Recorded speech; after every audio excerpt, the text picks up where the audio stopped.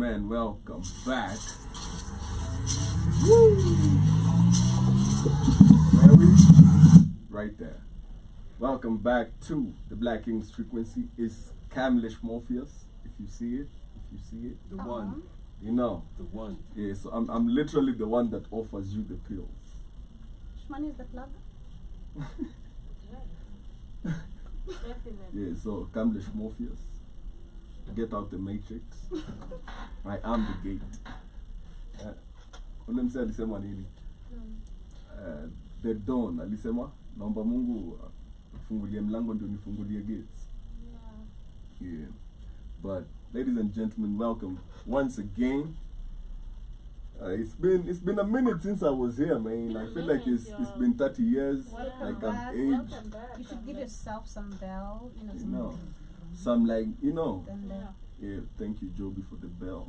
You can actually and the bring drum it roll. See, In case umesahau. Kama umesahau.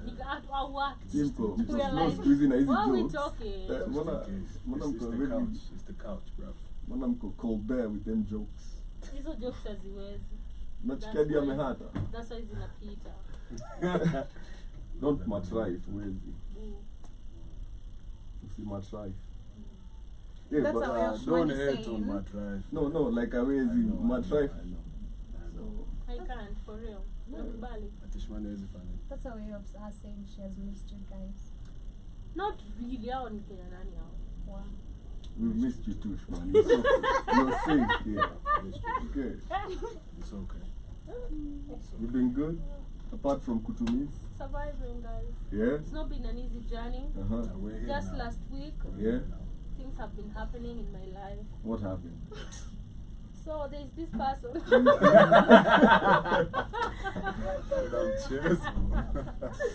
There's a lot, guys. You guys welcome back. You've missed a lot. Yeah? Yeah. Kuna Man, mse. yo, Happy to see listen. you. Me school last week. Yes, Yeah? yes, I'm happy to Nakam see watu you. wamedai nywele.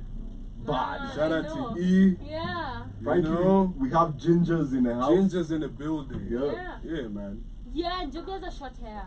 Joby has short hair now. Where? She has short hair. Full stop. Full stop. Unaona nywele refu? Wewe ndio unaona Look hiyo. beyond. See past this. Nizo shades. Nizo shades come. I told you. She cut her hair. I feel born again. Amen. Preach, sister. No. Mimi nilinyoa mustache. Yeah. I don't really know. Why? Just Yeah. Oh. it's okay. Changes all over. Changes all Gosh, over. that's the highest compliment Yeah. you'll ever get from her. You look like Unakaa poa. Just know she's fucking Lakini dead. tengeneza dread. Na sawa. Kinyoa na utengeneze dread. Perfect. Thank you. Come, let's also you look nice. You have a bangle. Drum rolls, come on. Ni nini wewe? You have a bangle. Yeah. Nataka Nini nisikie. umse? Nataka nisikie hizo zingine. Tuendelee. Zimeisha. Ama sifa ni moja. Zimeisha. Umechange Ah. socks. Yeah. Ah. These Wow. are Damn, son. these are Mbona- camels. Yeah, unaona zinakaa, they look bright. Shmani These are uliobserve camels. uko siku gani? Sina muona tu iko hapa. Lakini umejuaje lamechange? Nini socks? Zinamchoma. Sina ziona ni very bright. Unaona green. Camless. Shout Unamaanisha out to you. ukipata tu kitu mpya. In short, you look nice, Kamlet. The Google. shades is giving demure.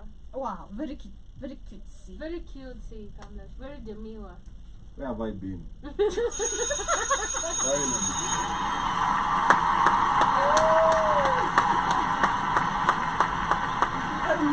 Apparently, there's new lingo. Yeah. No. That's the meal, man. Sophisticated, Modest. modest, classy, cutesy.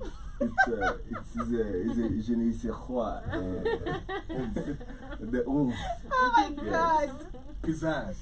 Exactly. Yeah. Okay. Yeah. Okay. That's Yeah. what's It's the extra Parmesan cheese. Okay. Yeah, apparently, I didn't know Detroit was that close to Canada, man. Did you see like my door or this whatever? Yeah. From Yeah. Yo, that man. Ah man. Yo, but if don't go there. Style bender. Nigeria versus South Africa. You can't be emotional. Anyways, this is to Rizai show. So, I was disappointed. That's all I'm saying. You can't be emotional on the. You know. And then. Who's fighting who? Nigeria versus South Africa. Who is fighting who? But it's been 3 years of being a Nigerian fan. The last 2 years have been very hard. I've been seeing Casper fighting, guys. That's a celebrity. Casper is fighting. Very demure. Is it? Is it though? We're using it in everything now. Very demure. But you've seen it, guys. That's not the same thing you're talking about. No, it's not. It's not. Okay, I was like, why is he a But we boxer appreciate now? the contribution. Yeah, It at makes a least. listen. At Yeah, least you know yeah, something. Yeah. You can, yeah, but Adesanya has been disappointing for 2 years in my opinion. Oh. Since he recovered over Porton, he's never been the same. Like there's no fire, and you can see it in But his. he's even physically bigger. But Yeah, Me too. but you see, the fight. It's not about the size of the man. It's about the fight inside. The fight to wanna prove something. Cause like he had everything to prove. Though is all I'm saying. no, Especially after the press conference thing. And He that talks guy shit. making the comment about masters and servants. yeah, And him remember. like tearing up, alafu unashindwa. And then it's a submission. Knock off. Bruh. Anyways, Now who won? Is it Nigeria or the South Africa? a white South African. A white South African. Damn, like a white man. Yeah. And who talked trash? Adesanya. No, the white. The South white African, guy yeah. and won. Yeah. Damn. Not one. Stone. No. Whooped. Whooped. No, like Submission. submission. Won For by real? submission. Oh my god. But And I- ile we mwenyewe you tap out like. I know, imetosha, man. imetosha. But I feel like Super crazy. we are at the start of a new reign of champions. Yeah, yeah. Because people like Volkanovski, they've lost their belts. So right now, That's true. That's yeah, true. like there's a new Who are you looking at? right now. Portan, bro, Portan. What? Let me tell you something. Yeah. Kwanzaa, you saw what he said after Duplessis won. Yeah. I'm coming down to 185 again. Yeah. And then Duplessis replied, "Don't. I'm coming up. Shush. Go up, bro. I dare you. I Shush. double dare you, South African. Go up. That Brazilian will kill you." Say, I feel like anyone who tries to put up weight for the next class always loses. this is the thing. For Portan 205, it's natural weight. He ain't adding, he ain't shedding nothing. He's just training and conditioning. Now, if you're going to add weight, first of all, you have to get used to your body to move the way you do. You feel me? It's And not then the you go same. there to a man whose entire MO is, bro, sawa, Go cover. unapigwa kick. But the fight to make, in my opinion, is Portan and John Jones. That's a fight right there. Anyway, back to regular programming. Yes, We sir. got carried away a little bit. Yeah, welcome to the Black Kings, Frequency. where we were discussing the three Black Kings, the Yeah. fallen African kings. Man. All of them fallen now. Man, whoa, yo, it's what it do. Flowers to them Flowers to them. as they still stand. But Yo. one went out as a champion. Yeah, but the recent one. Yeah. The boxing, whatever he's done now, but that was hustle, bro. That was hustle. That man was in debt. But all in all, we celebrate the three kings that brought African MMA to the world. That brought African recognition and what Yeah. Africans can do. Yeah. And we await to see the more opportunities that will be handed. Nasikupatia hata mluya mmoja. Na ule mwenye alikuwa There's a Mganda, Kenyan mwenye chick. anaongeaga.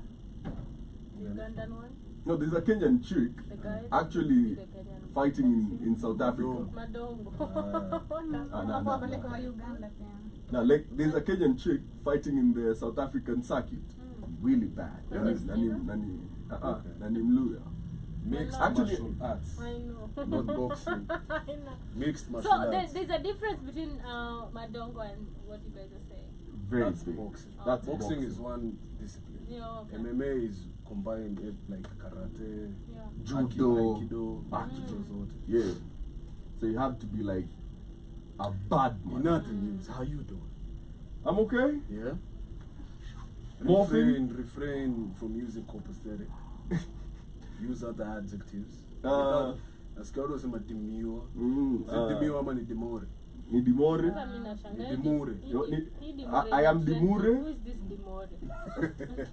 Sounds like you want to TikTok. Hey, yo. And you said nimekuja tu hapa TikTok na shango demore ni nani?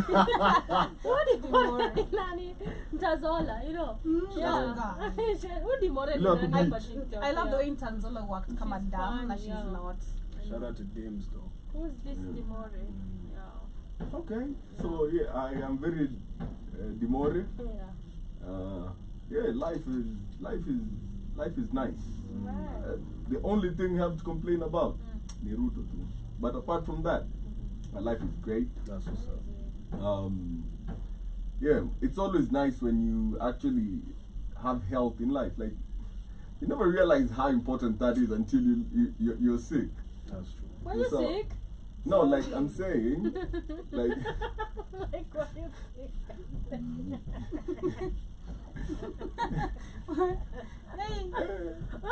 I'm going to be very mindful. Very mindful of Why are you talking as if it's from an hospital? I was expecting a child to say that, not you, but yeah.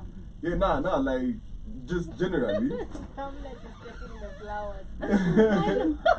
Have them down. I know. Like it's good to have that. I think we have had this conversation before. With you. A few weeks ago we were asking, how are you come like? Having life, guys, is important. We are back at that's why that's why I'm asking, why you sick again? You let you look back at how you were feeling. Yeah. And then how you're feeling now. And you're like, isn't this nice? Man, crazy. You know? Yeah. Like, and this goes out to everybody. You might be broke, you might be in court, shout out to Wanjigi. You might be under arrest, you might have just escaped from jail like the other guy mwenye alikuwa ndio naua watu. As long as you have your health, everything else comes second. Don't worry about nothing. Live it to the fullest. If you're on the run, be on the run, bro. Like, yeah, don't, mi siwezi shikwa tena ningekuwa msi wa kwari. Me I moved to Congo. And I become a freedom fighter. Wow. When I'm protesting for military. Or pia hata pia si lazima ukuwe freedom fighter for a good cause. You can just become a smuggler of precious metals. I'm 23. You know, like whatever it takes to live a good life out here. Yeah. Do you? Do you guys? I was about to make a certain comment, then nikakumbuka manze, it's illegal to speak your mind in Kenya. Yeah. I don't have 10 million Kenyan shillings. Yeah. And I don't have a banker. That's your kidney. Unajua pesa nikiuza hiyo kidney bwana ndio venye naweza fanya vitu mingi. Shida ni hiyo kidney. Kuna ugonjwa. Unafanya kazi. Is it worth that price tag? Kuna zingine hadi ni free.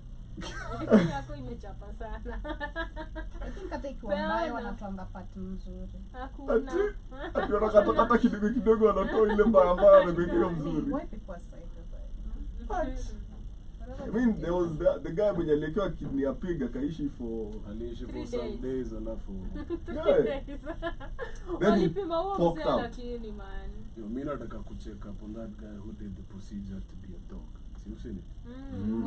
If he's still a dog. A bitch. Yeah. Maybe, you never know. Yeah.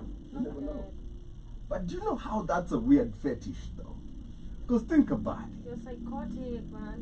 Think about it. This man probably looked at dogs and went like, The definition of some men are dogs. Literally. Like some. Thank you for that. Literally. But HR, how are you doing? Thank you, Shmani. Yako imetosha. Umeongea sana, umeenda ni topic. Salimiwa tu. How are you, HR? I am okay. Yeah. Thank you for asking. I'm alive. How are you feeling now? You were sick last week on the show. Yeah. Like one-worded stuff. Yeah, man. I Wow. was. Kumbe ulikudunga hivi. Yeah, nilikuwa nakufilia though. Ulikuwa unacheka na sikuwa nakusikia. Kama mchawi. Chatu anaongea Out of love. Much love, fam. But I'm okay. I'm Yeah. okay. I had a flu. Messed up my asthma. Man. Got a chest infection. Man, inakuwaga hivyo, I don't know. But you know, we're here. Damn. Shmani is so savage. Aje? What else is new? I mean, imagine I do understand because I'm also asthmatic. Every time you'll have flu, it has to come back to your chest, even if you try not to. So that's why if you're asthmatic, you're not supposed to avoid flu. It's the way they say inakuanga hivyo. Inakuwaga mbaya. Inakuwaga very bad. Inakuwaga bad. Yeah, nice Job to see you yuko back on aje? your feet. Niko poa. Thanks for asking. Leo Koja, unatujali. yako pia inakam, koja. Salimia watu. Yako pia inakam. Leo Don't unatujali. be too Don't be eager. too eager. Nasema kitu Shmani asema. Salamu zake si free. Na ulipi na pesa.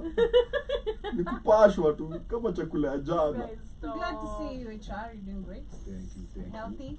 Man, I'm trying. Yeah, man. Yeah, but Good to be niko back. fit. Try More harder. harder. Tumekuwa Good to be hapa back. Good to be back. Yeah. Okay. Okay, How are you doing? Hadi Friday HR alikataa kuja lunch. Ulikataa chukula tunafanya. Tuseme ni maovu. How dare You know it's just, you know it's really Kula serious. sana. Wewe hata ukuagi. No, you know it's really Bro, serious. that's how they know You you're know it's dying. serious. When you say no to I food. know. Yeah, it's so serious. Kama ni HR, damn. Y'all, you don't know this guy. And food. Much You love. don't know him. Much love. Kwanza family. ugali. All love. Yeah. Are you shedding a tear for ugali? Are you shedding a tear for the ugali you missed? No, it's all the love I'm receiving. Yeah. It's all the love. There's a lot of food.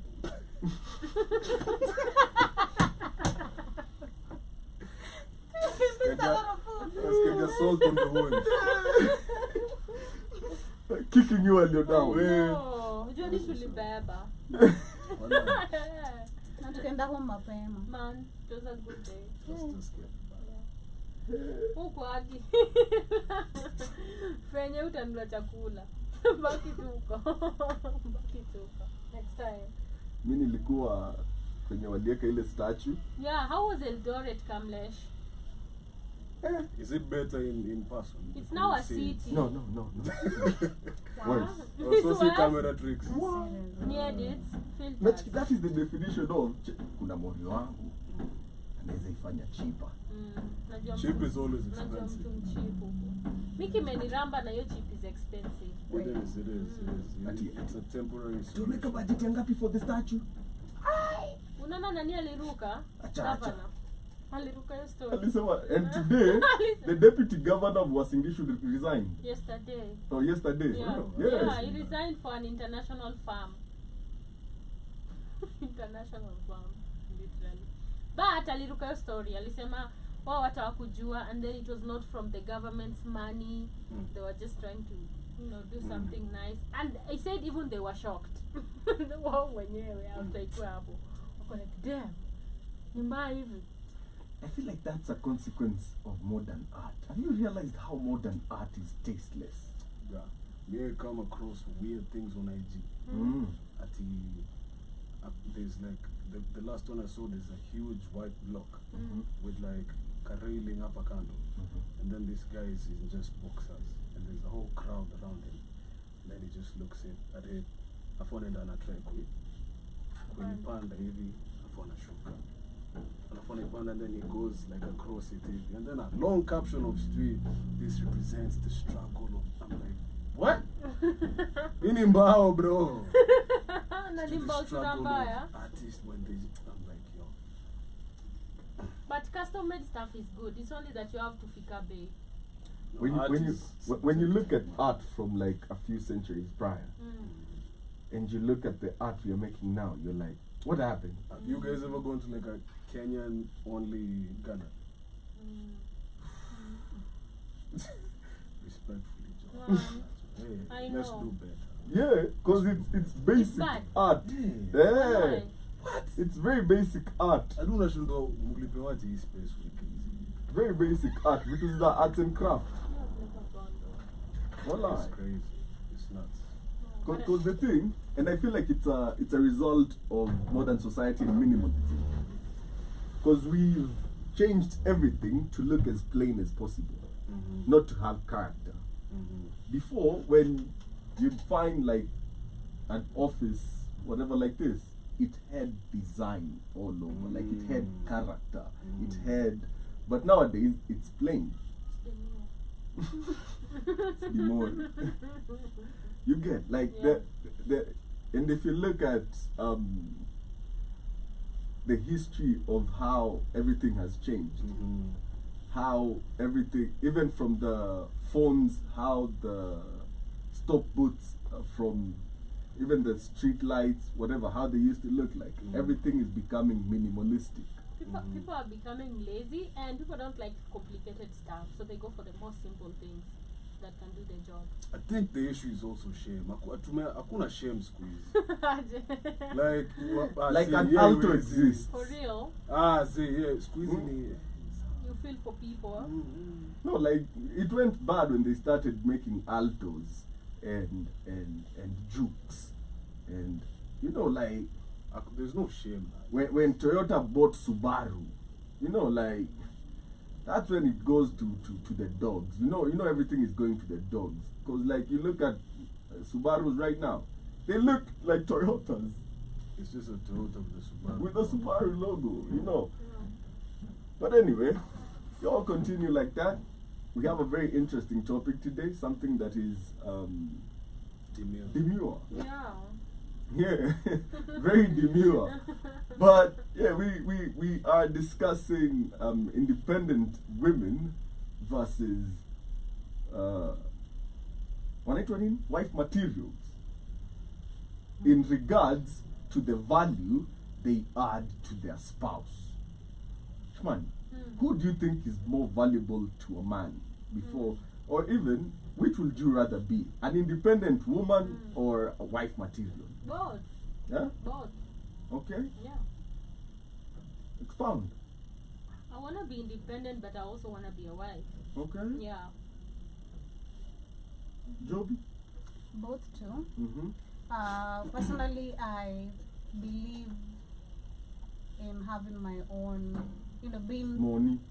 being financially stable, just in case of anything. Things do happen, and also, despite that, I also want to rely on a man. So I'm gonna give also the wifey vibes. Okay, I'm gonna be, of course, getting my shit, but Yeah. also do want you to be a man. Your money is your money, but his money is your No. own money? No. Is your money is his money? Yeah. Jiongelee mtu wangu. Namuuliza, Sasa nimesema wewe yeye. yako ni yako, yake ni yenu, si ndio? Ya unaniuliza? Yeah. Muulizaje kwa ubaya? Jiongelee.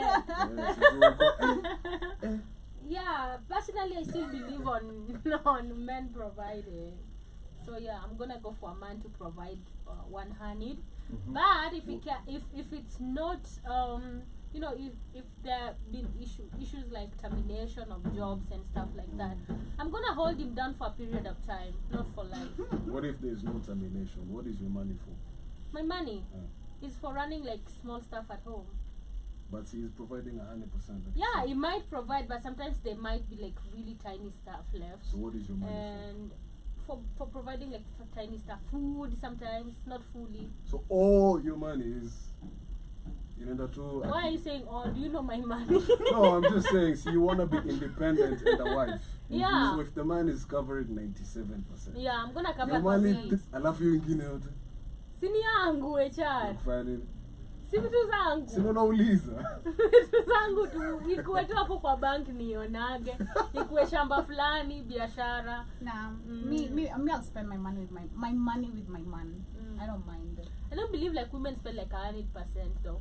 Coming from a woman's perspective. I do. 100%. We're in like modern You times. would you tell like your man how much you're earning? Not really.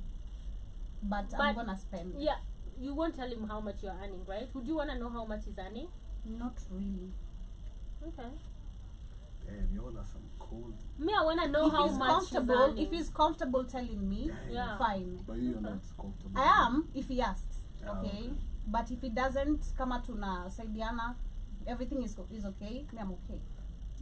Personally, I'd ask him how much he's earning, definitely. And then it's like, and you, why? And I would tell him, but not the exact. Ballpark figure. Yeah, I'll give him like nantasikia I yake. can't really remember the last time I asked a man how much he's earning. Let me to be ask honest. you, like when you start dating. I can't remember, even in my previous relationship. What do you think about that aspect of you're covering 87%, and then 100% she only covers 3%, and then according to Shimani, 97 is for vitu zake.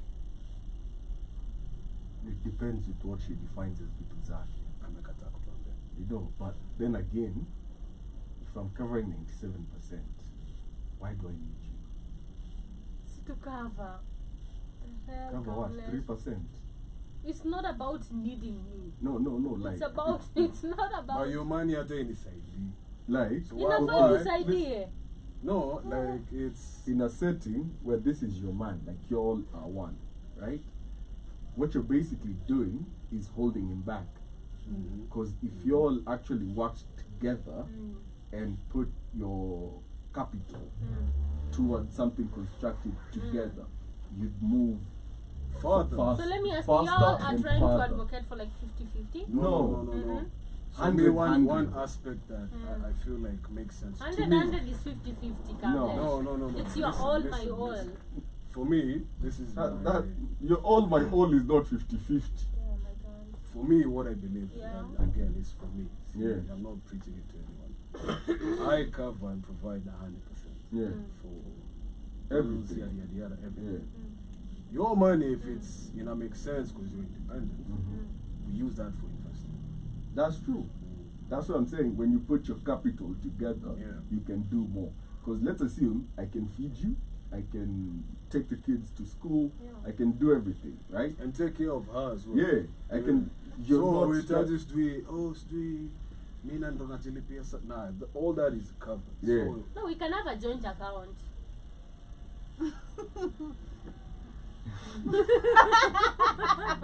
so where does partnership in marriage come for you?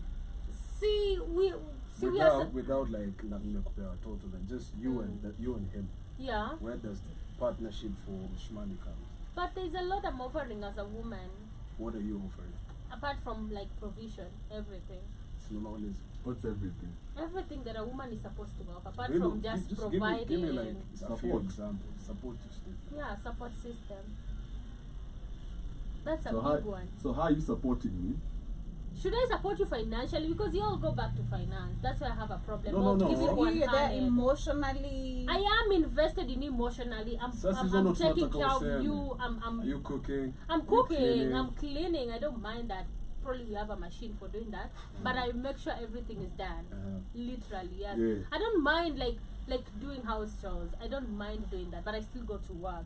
You know, and I don't have a problem with actually giving out, because as a woman, a man that gives you gives. The problem is, and this is a reality, a lot of people like ukiambia mse eti do you give 100 eti unapata, let's say you're earning that 100,000, you bring 100,000 to the table. Most people don't do that. That's a lie. They'll give like 90 or 80,000 or even 60. Some give as low as 40. This is No, back men. in a 60. For men, Like for women. I don't know about men, because Well, I believe okay, men are fully don't get it providers. twisted. May I believe as a chick you need your own account yako yenye hata si lazima. That's what I'm You talking need that. about. I'm not gonna deny. Everybody Yeah. needs that. You need that. Yeah. But all I'm saying is, what Kamlesh is also saying is, if I'm covering 97%, now I can una stretch ando, to it. unajua kana na cover 97 na when you housewife, it's different.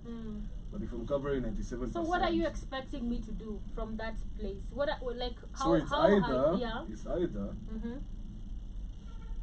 I cover 100%, and then we use your money to further both of us as a family. Like tushke some real estate pale ama tuwekele, you know. Because if do yangu most inaenda hapa, sina enough ya Vale. ama nipunguze hii 97% yangu, hiyo kama hivi ndo yenye inabaki na yenye yako inabaki tuna invest. I'm a mini invest. You know. Yeah, because in that way, you become more Because it's a partnership. economically viable Yeah. as a couple. That's why they're called power couples. Because it's what No? Me, I can't, guys. I'm so Wallah. sorry. Yeah. so what that basically yeah. That's crazy. So let's assume I'm like not stingy, yes. No, I'm no, gonna no, give, listen, but not listen. one-handed. so like So you expect him to cover 97% and Even invest, Okay, let- 100% and invest and do all that. No, I'm gonna. You know, when you say that, it's not that I don't give. I just Una don't just give say like you're not specifying, 100. you're just doing this.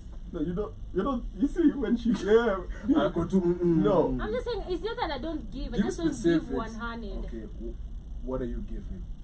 See, Not I'm, amount wise, like Mm. do unatoa ni Ni ya nini? for what purpose? I don't know, to run, like, for example, what I do, like, if my husband is, like, providing, paying, probably we're not Everything. paying rent, we are, Everything, yeah, everything. he's doing stuff, right? I would, like, ensure that food is there. He's got that covered. He's covered. That's all I can do. Just food. Hey yo! That's all I can do. Damn! I'm not gonna starve. No, it's not But we getting have any now. businesses. That's the topic. That's the topic. Yeah, I'm Shout out not. to you, Shmoney. Yeah, I'm What about gonna sitaacha ufanye yote, you know, but I'm gonna do, like, for example, if you're giving me like 80% of what you have, if you're putting in 80%, I'm gonna put like 30%. Okay, Yeah. that's what's up. Okay. J-O-B-Y. Mm-hmm. Woko happy place to. Me, I said I'll chip in. Yeah. I will chip in. Because I will chip in, Mimi. Okay. Every day. I'll buy food. Mm. We'll cost share the bills.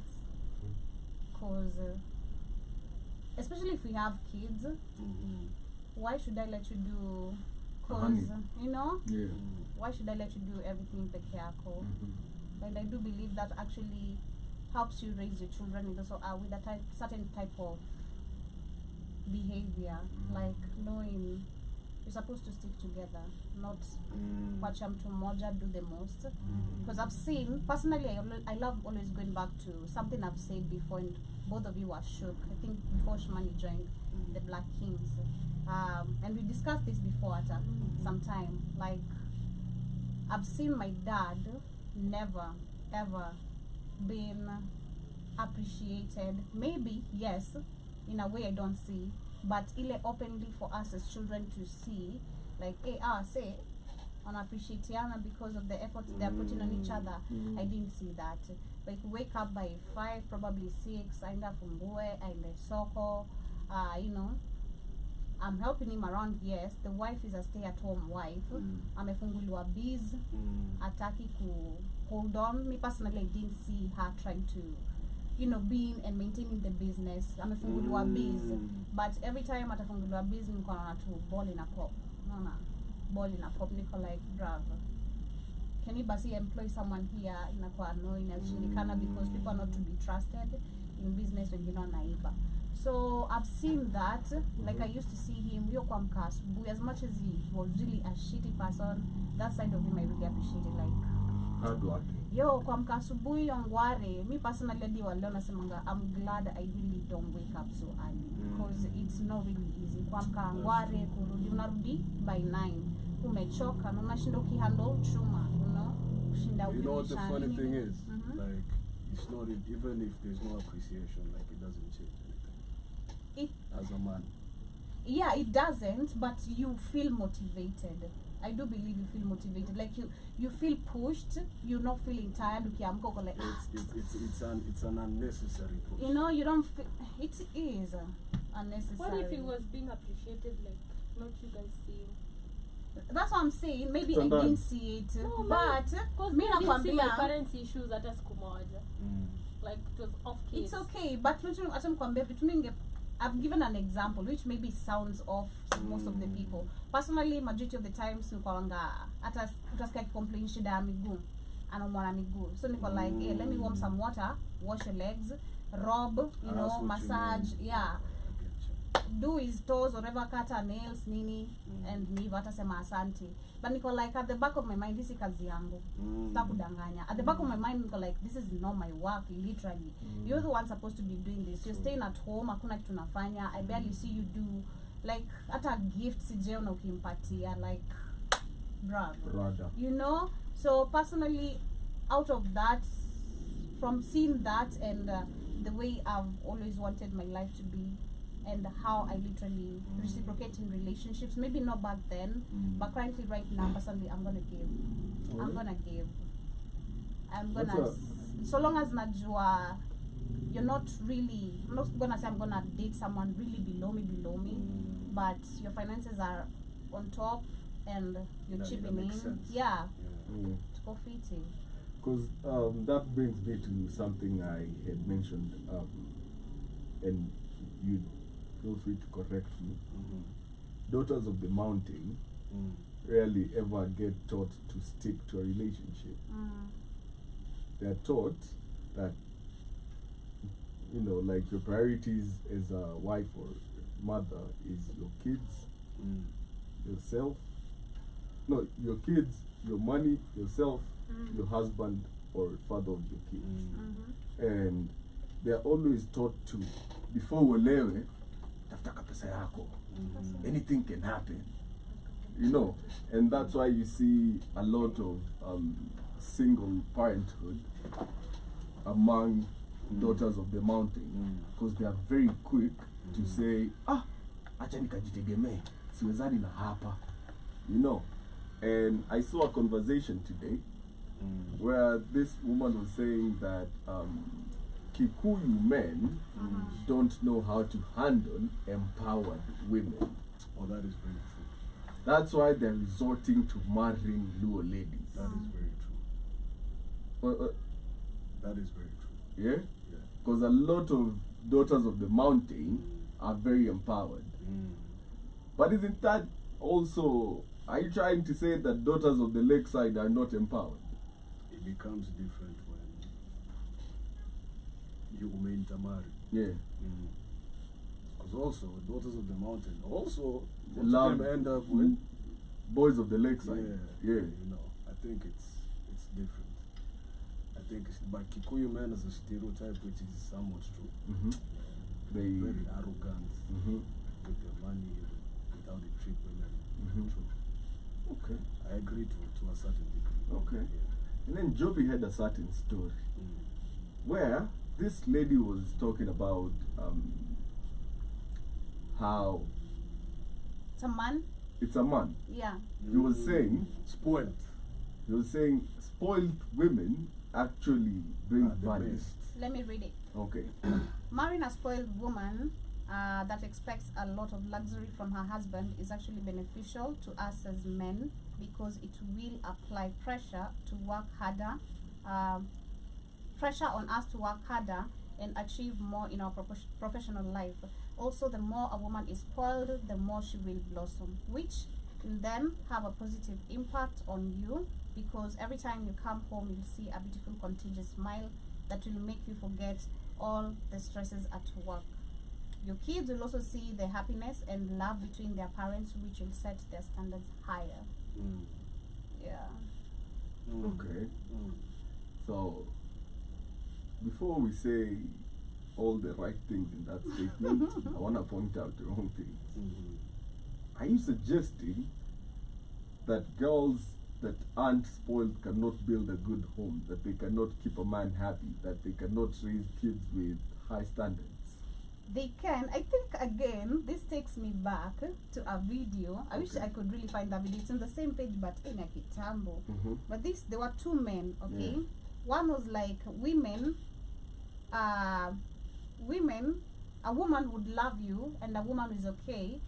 There are women who are okay giving 50-50 or, you know, going equally with a man, and they don't have a problem. But at the same time, this other guy is like, nah, men are supposed to be giving actually more to women, and those women who are giving 50-50, they're stuck there because they have never gotten a man who's gonna give them, you know, hypergamy to eat them, you know. So it just takes me back to Yeah. that whole thing. No, but what I'm It's talking not about. like they can't. They can, and there are women who are actually even happy with that. It's just about I had that Joby's conversation, and this is what got into my mind first. I was like, shaky, because there's this woman who like wants luxury, Okay. right? From the conversation, right? So probably, let's say for example, maybe she's working, she's independent, right? But the moment she's expecting luxurious treat from you, meaning she's expecting a lot from you. However much she has her own, Yeah. you have to treat her in a very expensive way, right? So let's put it not even working or not, because that is not a factor, right? So she's expecting this lifestyle from you, and what you'll be saying, if you give her this lifestyle, it motivates you more. But I was thinking, with this type of woman who is expecting luxury, if you go broke, is she gonna stay? she's already You know, spoiled. yeah. Oh, no, spoiled or not, It's alright? spoiled or not, because Okay. it says that she's expecting you to treat her in a certain way. That is what the statement is saying. Said, yo, so you have to maintain the treatment. You have to treat her top notch and stuff. So if you go broke, is she gonna stay because she's expecting a luxurious life? I feel Like for example, if I can get myself a car, like an Audi, right? And yes, I have that, and I'm used to that lifestyle, right? But I'm expecting you to do it because you're a man. You have to do that stuff for me because it says she's expecting that from you. So if I can get it and you can't give me, and my mindset is not even me having, my mindset is I'm expecting from that man, from any man, be it my husband or not. If my husband goes broke, most likely this type of women, just my opinion, they won't stay.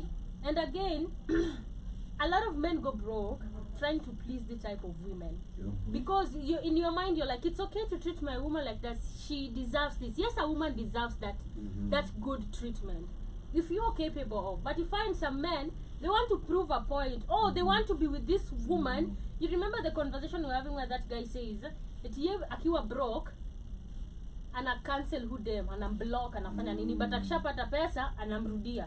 So this guy, every time he's gonna get that money, he wants to spend it all on you. So probably nini, once zako ni mob, sata kwa tana pesa ya kusave. You know, number two, he'll go ahead to borrow money to maintain that lifestyle, because that is what makes you happy. He sees you, he has valued you with luxurious things, like with you know, let me say, how do I say, but you get what I'm saying. The value ameona kwako ni kukuspoil, kukupea hiyo, of which simbaya if you have it. But the extent of, ask yourself, if this motivates me more, yes, it might motivate you more. You might crave, oh, let me go provide for her. But if you go do that, to what extent? One day, ask yourself, is she enough? Is she worth all that? If you lose it, she's gonna stick around. So I feel like this starts from or takes us back to a conversation we've had. Date within your own tax bracket. Okay, don't go beyond trying to do something you can't. And going back to this conversation, this is a man talking. I do believe this is a man talking from his ability, capability, and that is what. Actually, for those who want to reciprocate the same from this guy, you should be in the ability and the capability. Don't do it because someone is trying to say men should. No, you should first, number one, be in the position to. Secondly, what money is asking, what if this man, number one, something happened, he goes broke, I feel like this is where women, again, we discussed this, I think on the Rhythm Scripture a couple of times, women saving, okay? And we say this even Jana, like in every relationship, it should leave an impact or put an impact in you. Like, don't be just there for the sex, the whatever. Say akwe either ni dem ama mwanaume, like both of you should have something in each other, like some value, either in terms of learning, either in terms of growth. But at the end of the day, for majority of the women in this case, you should be able to save. Akikupea, save. Like, don't spend all your money. I think we've spoken about this a couple of times again, like where we've seen so many women who have this high value men, then boom, lifestyle like inarudi chini because she never knew how to to save To dough. save money. Like she just kept on spending. You, So you remember it's the tax bracket number one, then women saving. you That's what I'm remember gonna when say. you guys were asking what's my money for? Yeah, that. For a rainy day. Yeah, for emergencies. That's what's up. Yeah. That's what's But up. but I feel like you made a very valid point. Yeah. Because you might put a woman on a pedestal, Mhm. but she hasn't put you on the same. Okay? And you're there trying to be masculine and trying to be a provider like you're supposed to, trying to be This everything is a woman she who needs. loves luxury. So Yeah. it's not just no, it's like Yeah, top notch. because she's spoiled. Yeah. Okay, this is a girl that wants cars for presents. Exactly. Mm. Yeah. You know, because when we talk about spoiled, we're talking about spoiled. Exactly. This is ambare. Yeah. Okay. Mm. Wezi enda kwa huyo mkamba kama wezi at least rent nyumba sio kimao. Exactly. Mm. Sawa. Sijui kwa nini anapenda sio kimao. Ni mduli Siko tu, poa. ni mkamba. Huko hivyo hiyo side kuna September is wakamba good wengi. vibes. You get? Like, Like you cannot, this type of girl does not do struggling. This type of girl, you're not even sure that if Tajiri had difficult times, that she'd be there. He's not sure, even him, because he's seen her track record. So how does that actually affect this man mentally? There are factors that you look into this and you say, yes, she will make you work hard, but under what mindset? Is it a healthy one? Do you actually do this for yourself, or are you a slave to someone else's needs and wants? Okay, because she wants to go to Zanzibar, you can afford Savo. So what do? Most of these young dudes out here tenderpreneuring, anachukua loan, exactly, man. anachoma hiyo loan, analipa loan sasa na anangoja katenda ingine, nyumba inafungwa nini. So it's always like a seesaw of I'm okay, I'm not, I'm okay, I'm not, I'm okay, I'm not. And no, it's all because you've decided that the only woman that you see that offers value to you is the spoiled one. Because now you want to spoil madam, nataka. And is the value of a woman really in her appearance and her wants? Is that where the value comes in really? So what are we talking about when you have a man reducing a woman's worth to looks and wants? That tells you, there was, shout out to Danny Talks, he was showing me something, was it Malaysian guy or something, some guy, I think Indian, I was saying that women should give in to rapists and carry condoms. Where? Yeah, just to make it like when you're about to be mwambie tulia, cooperate, give him a condom. That's crazy. You know, I feel like it comes from the same school of thought, That's just crazy. not pushed far enough. Because what he's done is basically say, what is a woman's worth to me? A good smile, nice tits, nice figure, and she likes expensive things. That's what a good woman is. That's what basically he said. How many girls in Nairobi don't represent that? How many girls in the world don't represent that? When we're, and I feel like it's a very red pill mentality, and like a really right-wing red pill. I add what we are trying to do to bring in a society of equity, not equality. And that's different. That's very different. Because what you're doing is trying to bring the patriarchy back, while the others are trying to make us into a matriarchy. And this is where we clash and go to war. instead of finding the common ground and actually creating equity in society, where whatever you lack can be provided for you to get where you need to be. And that's not monetary wise, that's emotionally, that's a society that considers the next person. This guy doesn't. And it's a very sad affair when you find that if you go to that comment section, you might find women really agreeing with it. And what he's selling is a very bad school of thought to these women, especially these young girls with impressionable minds. And that has been posted while kids are at home. Okay? This is, again... For me, I think it depends. Okay. Because I agree with what each one of you said. For me, I think it depends on the man and it depends on the woman. When I start on the man's side, there are those men who feel the pressure, as Shmani said, to even take out loans just to maintain, you know, the lifestyle. And me, I personally know guys who, when they're broke, they shatter. Like they stop talking to the chicks they were talking to. They go to a shell until when they re-up, then they're you know. And I think like that's the wrong mindset for a man to have in that context.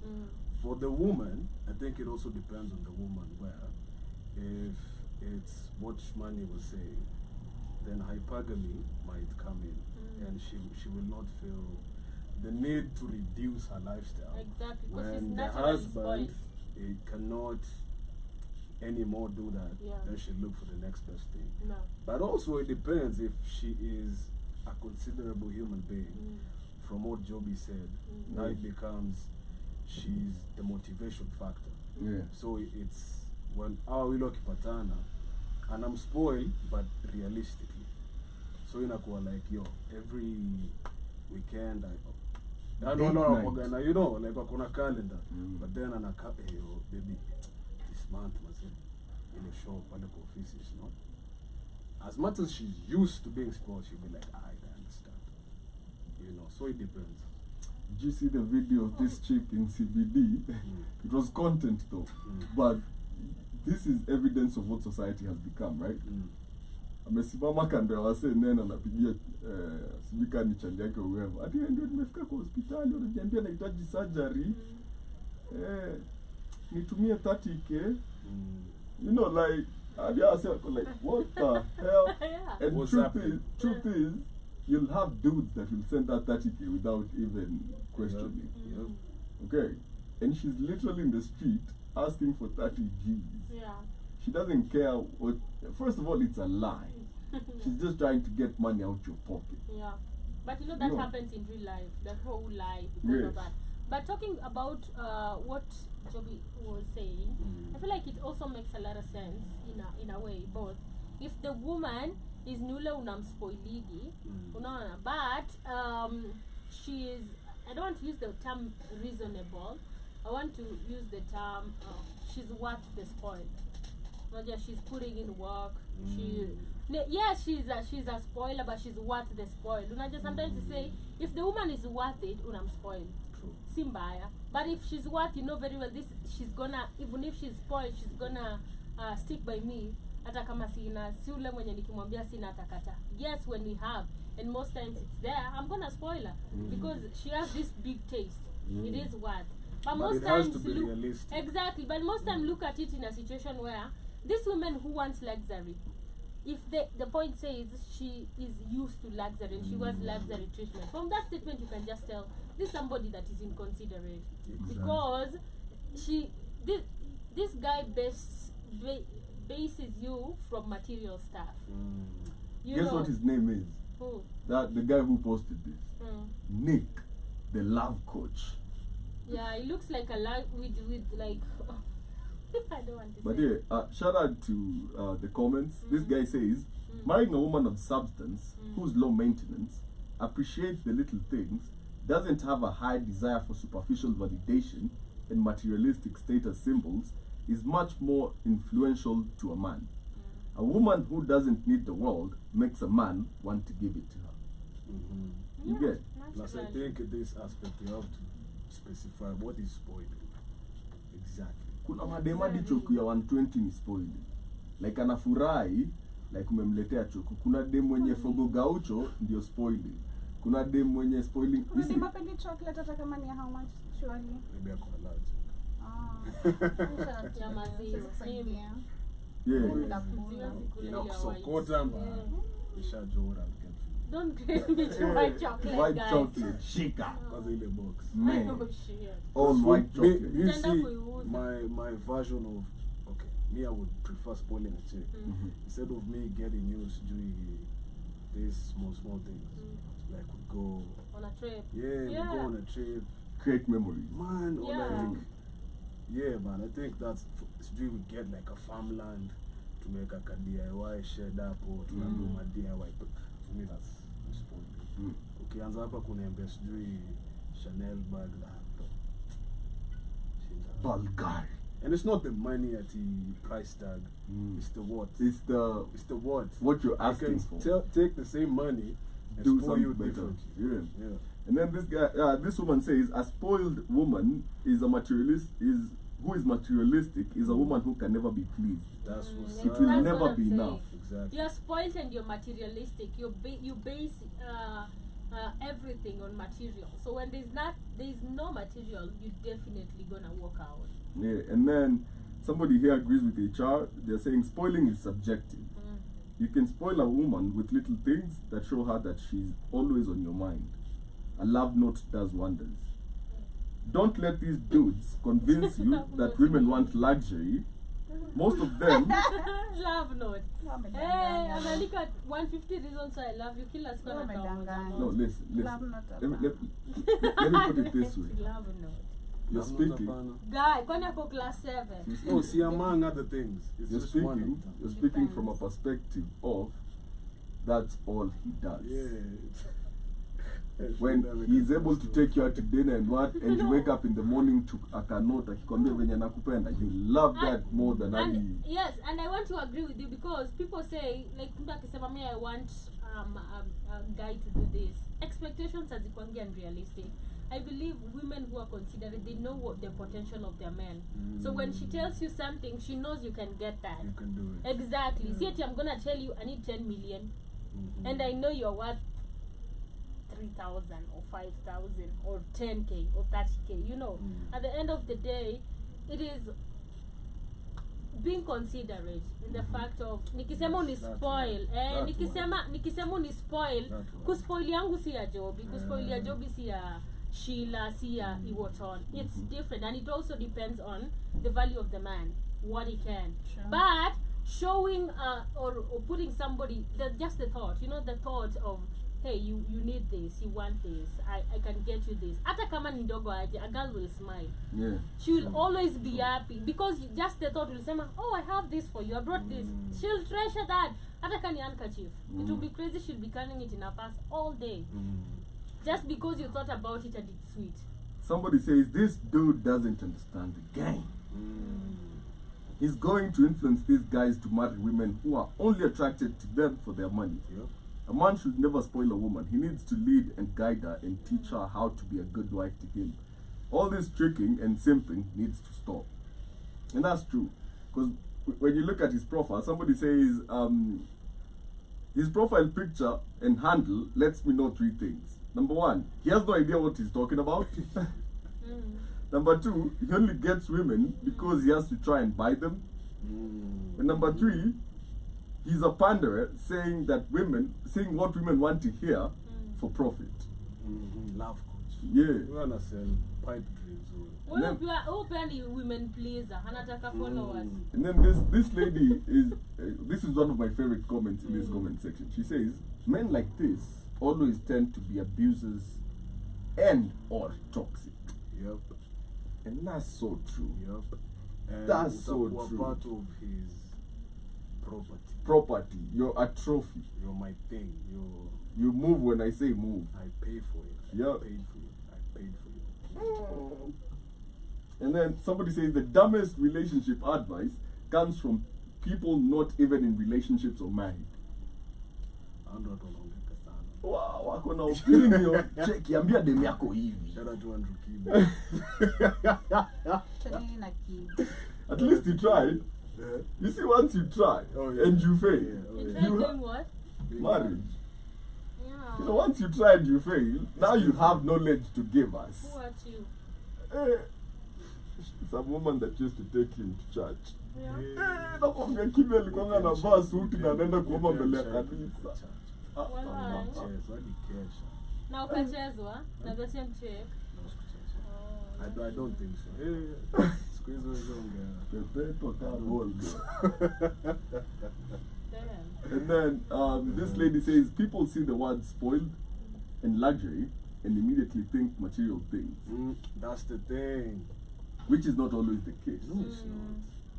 The real men that get it just get it. Exactly. Spoil her with love, affection, attention, gifts, time, etc. So you're going to always get the best version of that woman.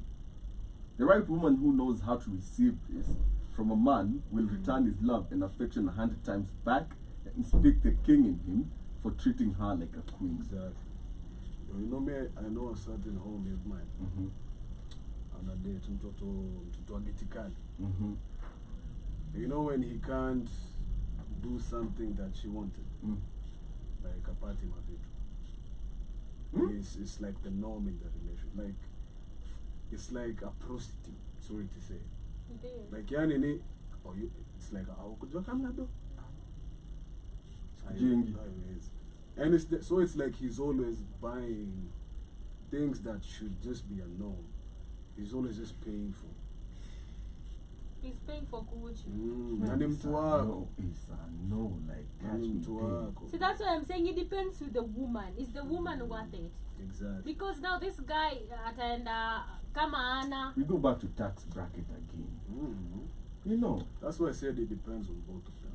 like, cause as a man, if ukifeel doing this is overreaching from my financial capabilities, Yeah. what do you And think the of chick those can't dynamics, by the understand. way? Then she was not yours. and she don't need you don't need to be there. What do you Yeah. think of those dynamics? Also, Guy from humble background dating upwards. and it's tricky It's tricky. unless both of you are very open-minded. Both very mature. Both of you, not just one person. Yeah, and very mature. Both of you. One, for the chick to be very considerable and understanding. Two, for the guy to not lead with insecurity and ego. But I don't know, you guys. I don't know. Probably why people do that. Shmani, 'Cause what's the title of the show? I know, but I'm just gonna see that What's the that title of happens the mostly show? in That was so Africa. random, though. No, nimejaribu kufikiria hiyo kitu. It In happens, Africa, though. yeah, because the only thing I've seen working that situation, It's with I've white seen people. I've seen them. They don't even have a problem of how much you earn. Like Who the told you? guy They is- do. Oh. I don't know. Probably And I then don't with know. white people is you're dating the family. Yeah, I don't and it's know. worse if you're Chinese. I don't know. I don't know. Maybe in the movies. China move. No. I don't know. But it happens here as well. I don't know. But I man. think for it to work, both of you need to be very open-minded. Because I don't hear questions like, nasikianga bibi has even this bigger job than the man. No, listen. Having a bigger job, With a lot of pay, unasikia the man. No, uko majuu. having a bigger job and coming from wealth are two different things. Like, let me give you an example. You remember the black guy that was dating Bill Gates' daughter? The one that was smiling. Yeah, the happiest man I've ever seen. Yeah. Okay. Maybe alikuwa amefanyiwa procedures and get Doctor. out. Procedures and get out. Yeah. You feel me? And then, It was in a sunken place. what did the No, you know. Hoktoa girl say? What's good for the whole is It's not always good for the soul. Ah, we alikuwa for the street. Shout out to her. Yo, Fatuma. that's a good girl right Oh there. my god. No, but in reality, No, but do you agree? yeah. For it to work, You have because it to be- can work. But I've for actually- it to work, Yeah. I've actually seen it work both of locally. you all have to like be very. Wealthy family? Yeah, like the girl came from like, man, Yeah. Stupid money. like stupid money, like great grandfather long money. So this is not pesa ya juzi, this Long is money. long money. And the guy came from Eastern Penane. Come on. right? And but this is the thing, and I feel like when it comes to long money, they are so used to money, it's never really a thing, and I think that's what helped them. Like, cause she never really saw him for the fun. The lack of. Yeah. And the family probably supported them. At You know, first, this, no. These rich people, they're like, No, at She's- first, he see, bought in us such a a house. case, yeah. in such a case, the guy now has to also be very open-minded. Yeah. Not to see everything she does as an attack. Yeah, 'Cause that's you know, true. for agenda, that's what happened. Yeah. Yeah. Unapata like, Ego trips. yeah, unapata, let's say fuliza limit yako iko almost kuisha na mko super, and then you and then hauko unajua uko kwa line nakwambia zi unaanza ku stress, and then the shorty notices because mnajuana, so you know your person, anakushoto chini ama tu anaenda analipa kwa gari. Oh boy, amechatisha dem isikuwe hivyo, you know. Na pia dem isikuwe ni every chance she gets she tries to show the guy wetu, like ile tulikuwa tunaongea juzi udemotized na her small boy. Wewe unaniambia nini? What do you bring to the, you know, I do this. So they both need to be very mature and intentional. That's true. If not, is work, itakuwa toxic.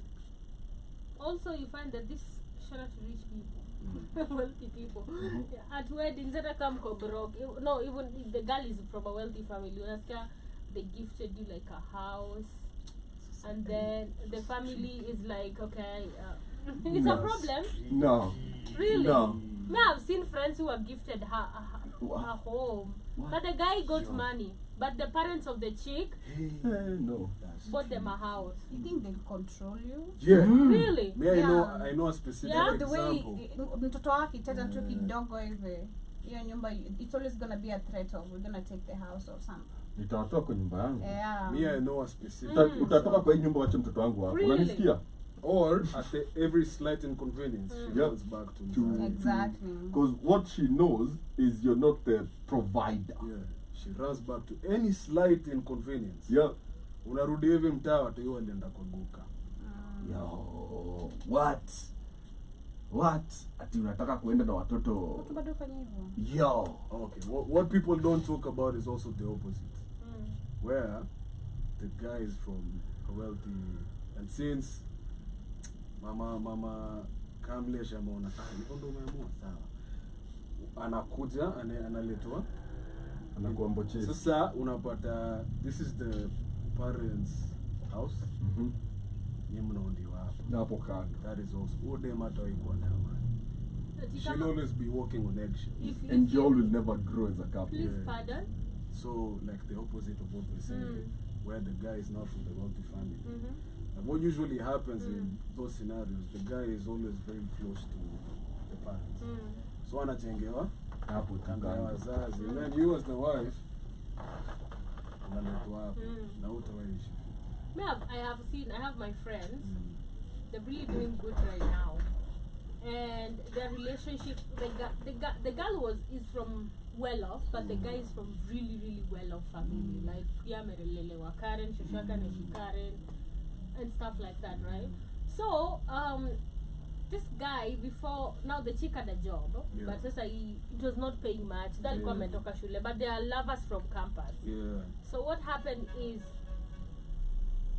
boy, he got a job but it was not well paid, but he's from a well-off family, like kwa kuna do, but sasa alienda kujitafutia, alikuwa anafanya 9 to 5 na yeye na shori wake. So this money couldn't sustain them because she got also pregnant at a younger age.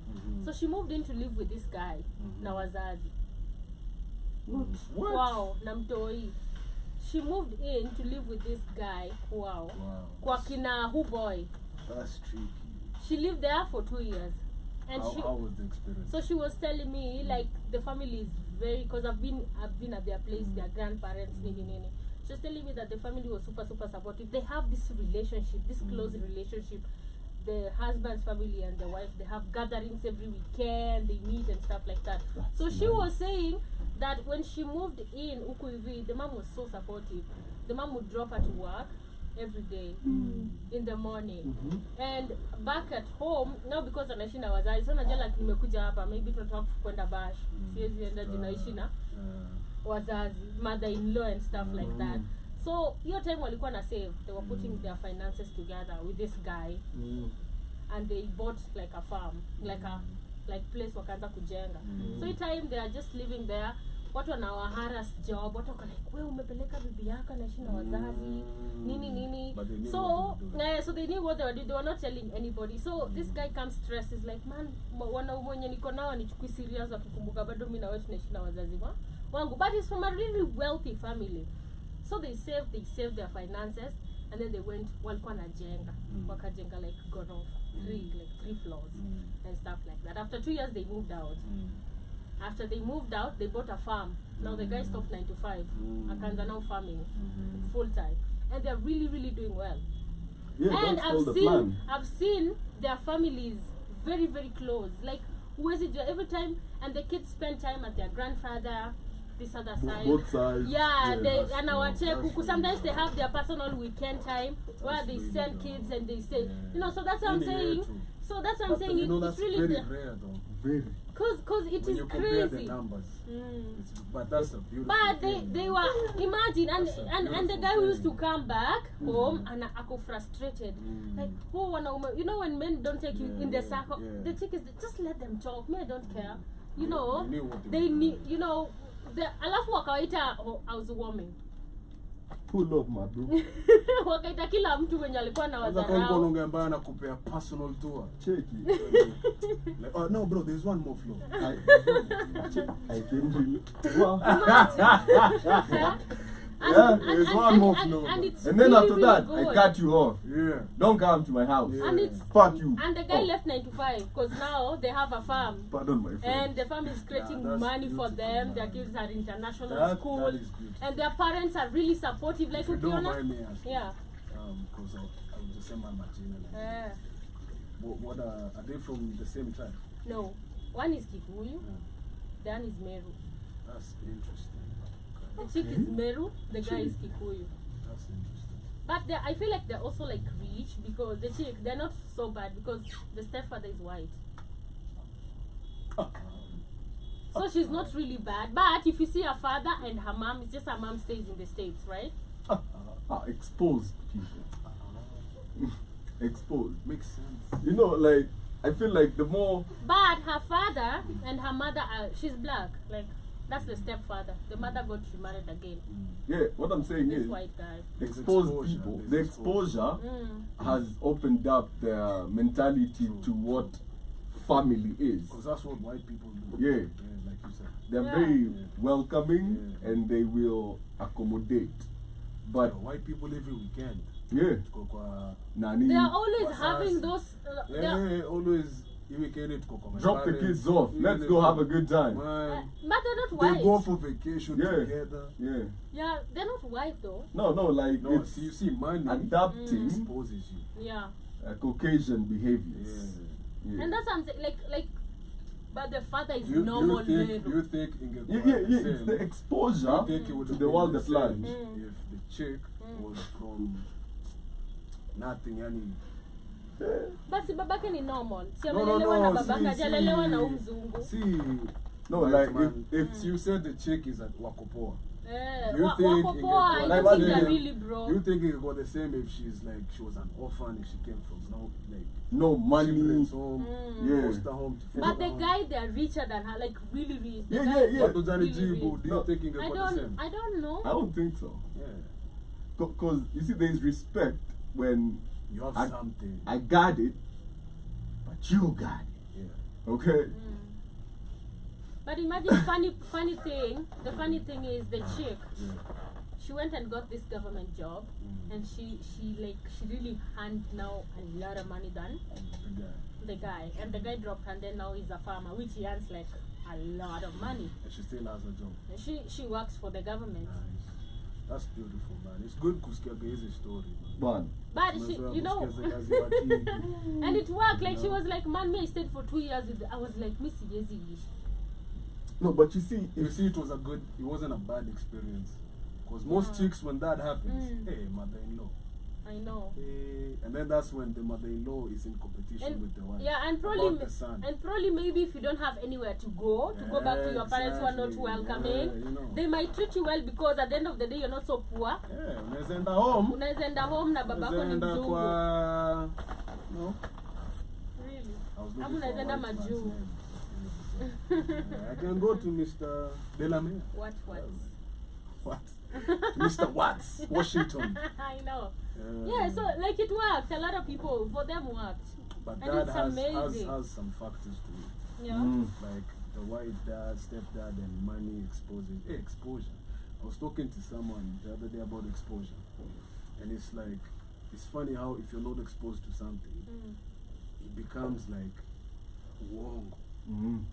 You know, and it can be something simple as a train of thought or a way to think. Yeah. But if you're not exposed to a certain way, you're like, hey, umetumwa na shetani. And even these marriages, inaitwaje what marriage? Arranged. Not arranged. Open. Not open. Hizi zenye siji first huyu uko married na huyu and you have baby mama and dad and we are blended families. I feel like they only work only with people also who are exposed. Yeah, and we are rich and see, rich. money exposes you. Exactly. Money exposes you. Yeah. Because I'm like, man, how are you guys cool? Huku ni competition. And it happens. Unapata Yeah. wanaitaga huyu your new wife jina yake. Yeah. And then eventually wanamkubali pia anakuwa mom tu. Ujaribu hivyo kama na struggle. Huyu jingo umeleta huko anakula chakula mingi sana. Hata watoto wangu washibangi. Equate normal now as the guy, so you have kids with the first chick. Yeah. Then with the new chick you also have kids. Hey, inakuwa birthday huyu walipelekwa sijui wapi alafu ya Mbona wangu ufanyii hivyo? Oh, I wanachukua trips, both families. Money exposes All you. grandparents and Basi kuambia the pesa ni family. kitu mbaya. Mwenye aliambiwa ati pesa ni kitu mbaya, alikuwa yeye ndio ana hoard pesa. Hizi unaona hizi ni mbaya. Hizi ni mbaya. Hizi wachana nazo. That is like really good psychology, bwana. Money is a beautiful thing. Like I hack your psychology to a point where you leave the money to me.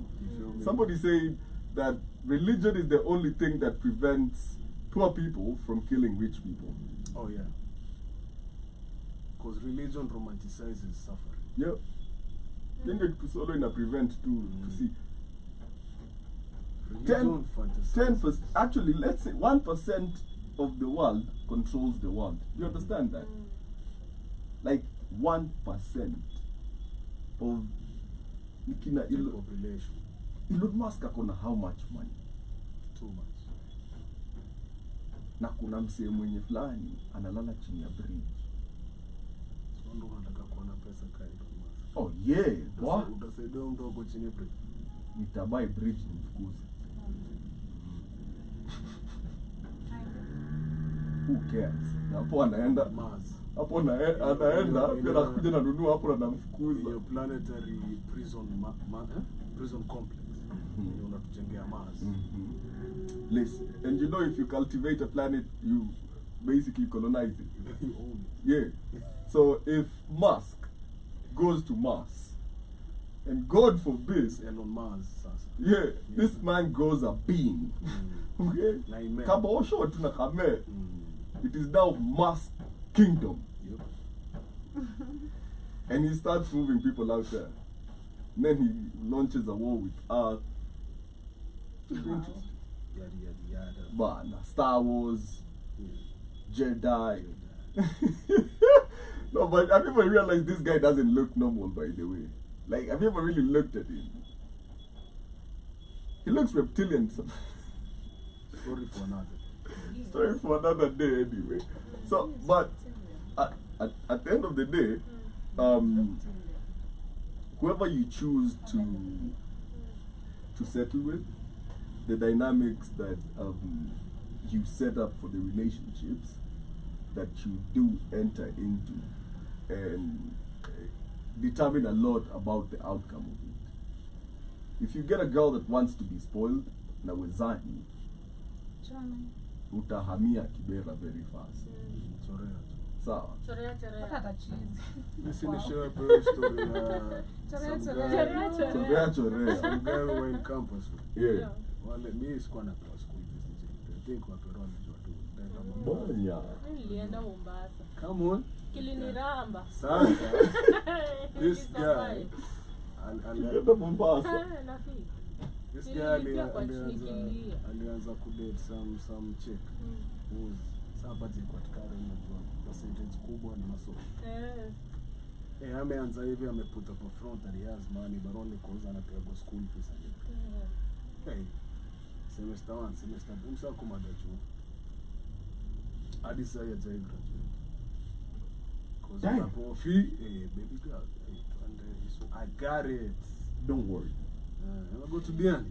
Let's go. Man, that's stick true to yourself. You know, that's something we can actually say. Memories on back hapo kiumia. Hey, mimi nishaenda hiyo place. Nitakuangalia Snapchat yangu tu. Naona na wako pamoja for shit. Man. Hata iko last. Silikuwa hiyo weekend. Then time exam jo unamwona na pressure. And after exam card. Bro, mimi student natoa 12k wapi? Tunaka 12 hapo. What? Bro. Baada seko last year. Unanishow nini maiji?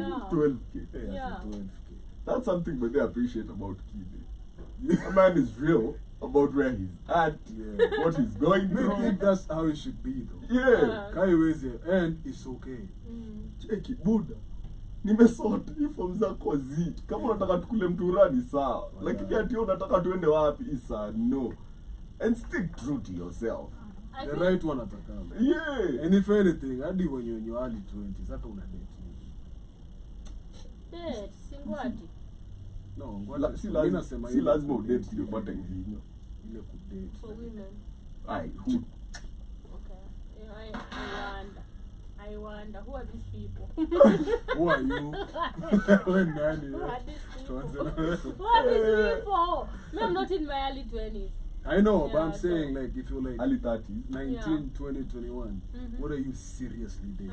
The serious relationship is now a problem. Ni kama unaonanga ati Man, because 22, mother of one, mother of two. And you're like, how? I know. How are you So 22 years old? Nilikuwa baesa Ukiambia Kevo Sijadi nakula Kevo nini anapandwa na sapa. pressure. Guy, mimi pia sina sapa. Saa tutadu. Tupige wazazi ama tukoni wa baba. Relationship ya wazazi bwana. Bro, wallahi. Wazazi ndio Wale wazazi umeitema. Man, inashindana time fulani sasa unaanza kuingia nini wale wa baba unaambia tumia fani kam. Kopa. Unashikia kila mtu. Everybody. Yeah. Lakini wazazi wamesaidia sana. Because man, ujui hadi 4:30 inaelekea 5 unajua tunakula nini? Na ukweli Brayo ana pia. Brayo achana na Liz. Hiyo time wacha. Oh my god. Salimiana nini You tumki guys wana don't you think that was real love? Oh, it was. Huh? No. You know people are Imagine broken. bila wazazi. Would it be real love? Hata rent hakuna. Bila wazazi. Unaishi chini ya mafuta. Unalipiwa na mzazi. Unalipiwa na mzazi. Hakuna wazazi. Hadi wazazi ndio Sasa wanafanya tuko shopping. kampo. Yaani mkio kampo. Hata mko kampo. Wewe unauza masmoki. Wewe unasumbua baba. Mtapatana wapi? Man. Kama wewe umekuwa na mama, wewe ni secretary mahali. Tunapatana wapi? Tunapatana tu kwa hizo street. Tunapendana. I believe in campus in love campus. Me the one I thing. was at broken nililia. Ilikuwa uongo. Ilikuwa uchungu ya uongo. The One one thing thing na uchungu. the one Ulikuwa thing na uchungu mtu wangu. me the one thing na kubali kwa gospel ya Andrew Kibe. Ni hiyo ya as a young man, acha kujipea pressure. Si ndio? Wewe kwanza eka mambo yako fit. Wachana na madeni. And I feel like that's something the other race does really well. Their 20s are basically for messing up. Wiling out, bro. Yeah. like traveling the world, finding themselves. getting addicted to crack for like 2 Still years. Finding myself. A black person anaambia buda yake mnaija. Your dad nilimaliza high school, I want to take 1 year to go find myself. And the dad is expected to find you. Yeah. What do you mean? I'm your father. I found you. I found you. You don't need to find yourself. What does that mean, by the way?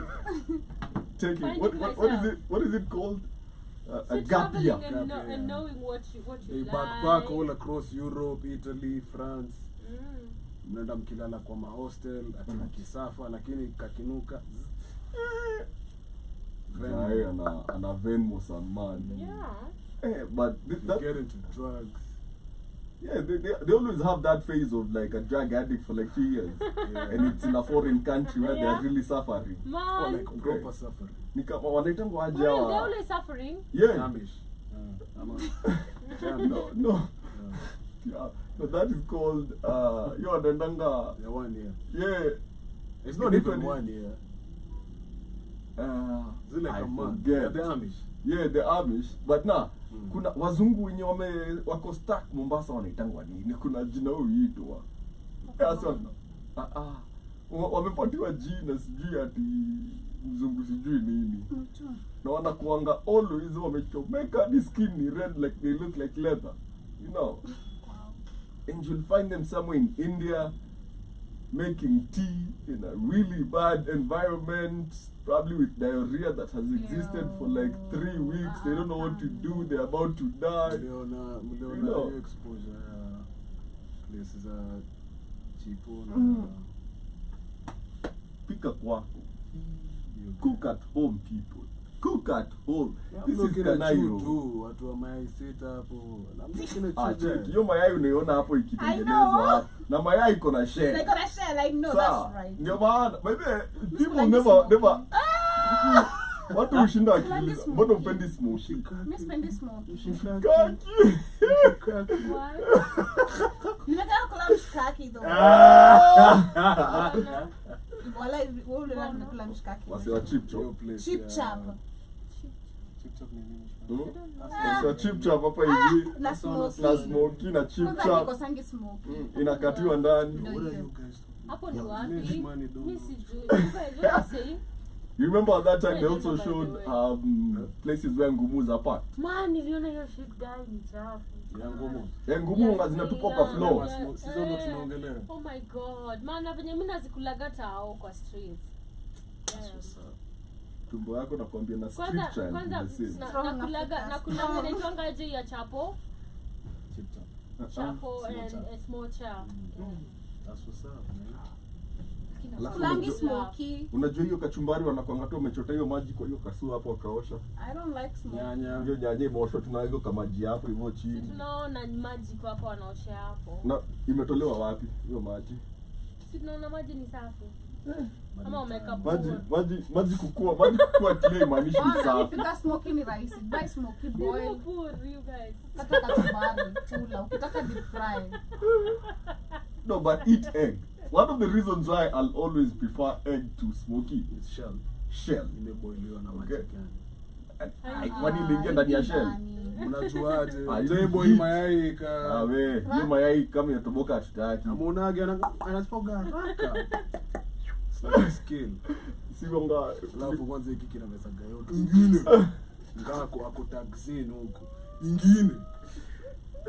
Yo, unaongea hivyo na leo sijui nimekula mayai ya 100 nikikuja. What?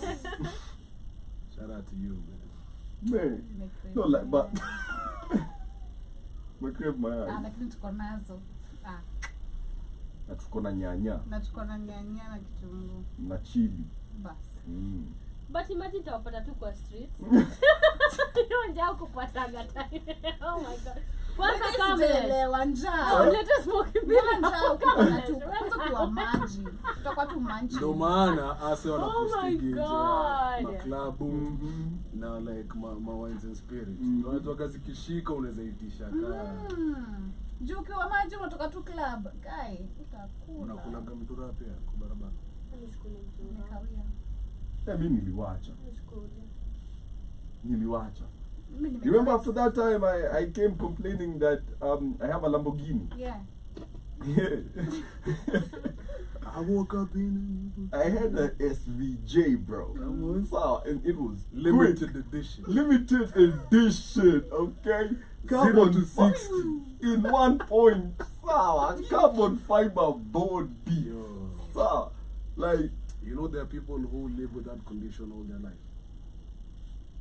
see, they seem to be. Right, walai. Oh, Yeah, wallahi, oh, eh. Pox in it. Pox in it. Wow.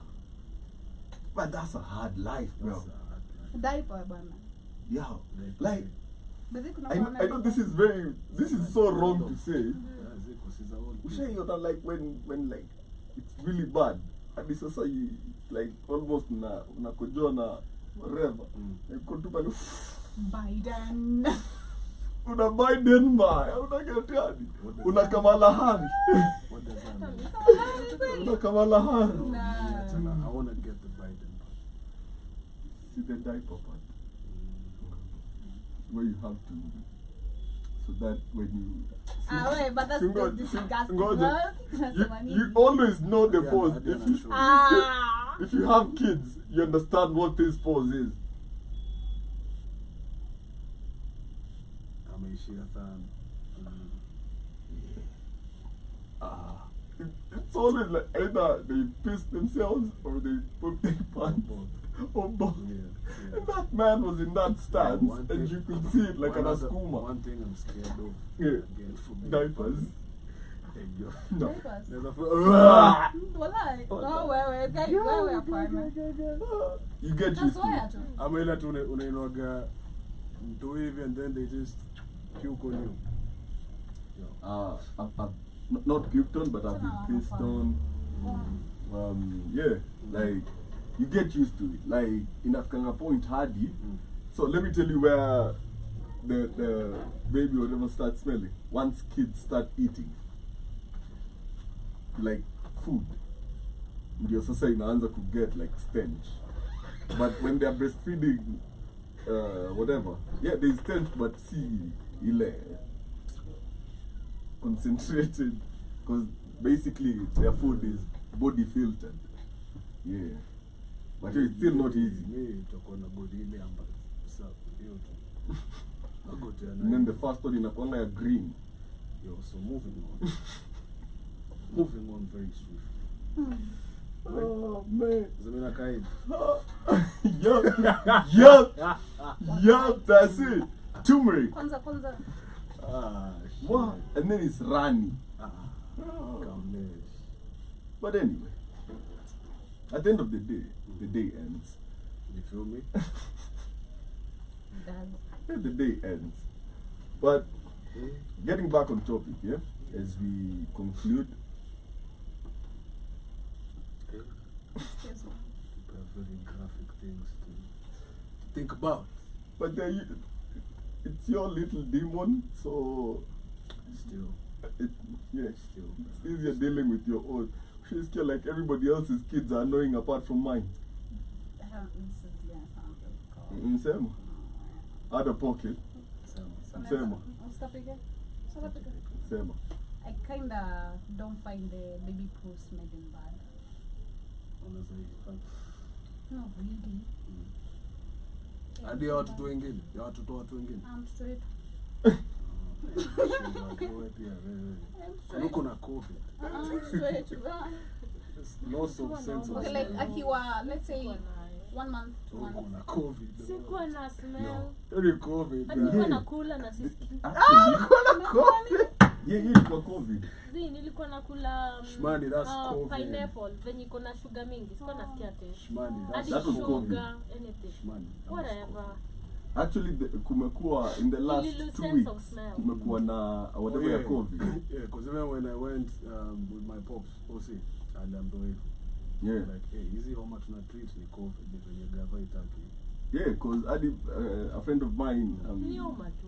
No, a friend of mine, Nyankuru, he's had COVID right now for a week. Adi amekuwa ni like it's been a friend of mine pia tulikuwa ni mkaleso kwa Australia.